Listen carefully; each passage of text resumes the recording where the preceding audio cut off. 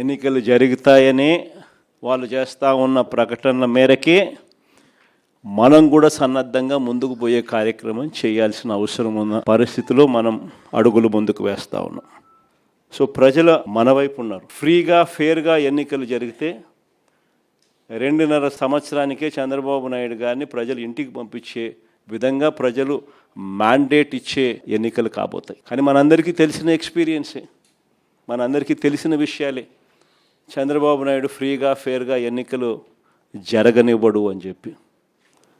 అందుకనే ఇక్కడ ఎన్నికల విషయంలో జాగ్రత్తలు తీసుకోవాల్సిన అవసరం చాలా ఉంది. ఎన్నికల్లో ప్రతి ఒక్కళ్ళం కూడా ఆషామాషిగా తీసుకోవాల్సిన ఎన్నిక కానే కావు. ఎక్కడైనా ఏ కాన్స్టిట్యున్సీలో అయినా కూడా ప్రతి ఒక్కరూ గుర్తుపెట్టుకోవాల్సింది ఏంటంటే కార్యకర్తల కోసం మనం నిలబడే ఎన్నిక ఈ ఎన్నికలు అనేది ప్రతి ఒక్కరూ గుర్తుపెట్టుకోవాలి. గెలుపు ఓటమి పక్కన పెట్టేసేద్దాం. చంద్రబాబు నాయుడు గారు దౌర్జన్యాలు ఏం చేస్తాడో, ఎలా చేస్తాడో, ఏం చేస్తాడో, ఏ మేరకు చేస్తాడో వేరే విషయం. కానీ ఆ కార్యకర్తకు దౌర్జన్యం చేసిన మా నాయకుడు మాకు తోడుగా ఉన్నాడు అన్న భరోసా ఆ కార్యకర్త కలగాల.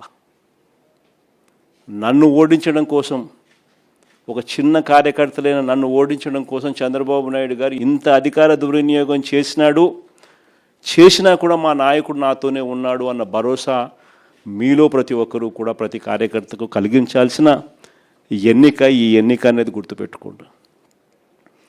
అలా భావన వచ్చినప్పుడే రేపొద్దున మీ ఎన్నికల్లో ఆ కార్యకర్త మీకోసం రెట్టించిన ఉత్సాహంతో మీకోసం పనిచేస్తాడు అన్నది ప్రతి ఒక్కరూ గుర్తుపెట్టుకోవాల్సిన అంశం. ఇక్కడ ఈ విషయంలోనే చెప్తా ఉన్నా, చంద్రబాబు నాయుడు గారు డైరెక్ట్ ఎలక్షన్స్ కూడా పెట్టడానికి కూడా అనౌన్స్మెంట్స్ చేస్తూ ఉన్నాడు. ఒక రకంగా ఇది మనకు మంచిది, నిజంగా డైరెక్ట్ ఎలక్షన్ జరగడం అన్నది కూడా. ఎందుకంటే కనీసం ఒక బలమైన అభ్యర్థి ఆ డైరెక్ట్ ఎలక్షన్స్లో పోటీలో గట్టిగా నిలబడితే ఆ మున్సిపాలిటీకి చైర్మన్గానో, లేకపోతే ఆ మండలానికి ఎంపీపీగానో, లేకపోతే జెడ్పీ చైర్మన్గా అయినా కానీ, లేకపోతే మేయర్గా అయినా కానీ, ఇంకొకటైనా ఎక్కడైనా కూడా ఒక బలమైన అభ్యర్థి అక్కడ పోటీలో నిలబడితే కనీసం మిగిలిన స్థానాలకు ఆ బలమైన వ్యక్తి సూపర్విజన్ ఉంటుంది, మానిటరింగ్ ఉంటుంది అన్నది మనకు కలిసి వచ్చిన అంశం. ఎక్కడైనా కూడా మీ నియోజకవర్గాలలో ఎక్కడైనా కూడా ఏకగ్రీవంగా ఎక్కడైనా ఎన్నిక జరిగితే మాత్రం నన్ను అడగాల్సిన పనిలా క్యాండిడేట్ ఆ తర్వాత ఎన్నికల్లో పోటీ చేయడని మీరే గుర్తుపెట్టుకోండి. ఎక్కడైనా పోటీ జరగకోకుండా ఏకగ్రీవంగా ఇడిచిపెట్టినారంటే మాత్రం ఆ తర్వాత క్యాండిడేట్ ఎమ్మెల్యే ఎలక్షన్లో క్యాండిడేట్ కాడు అనేది గుర్తుపెట్టుకోండి. అంత ప్రస్ఫుటంగా, అంత క్రిస్టల్ క్లియర్గా చెప్తా ఉన్నా. ప్రతి చోట పోటీ జరగాల. ఎన్నికలు అయిపోయిన తర్వాత కూడా నేను రిపోర్ట్లు తెప్పించుకుంటాను. మీ ఎమ్మెల్యే క్యాండిడేట్ ప్రతి చోట పోటీకి నిలబెట్టాడా, క్యాండిడేట్ నిలబెట్టలేదా అనేది పోటీ రిపోర్ట్లు తెప్పించుకుంటాం.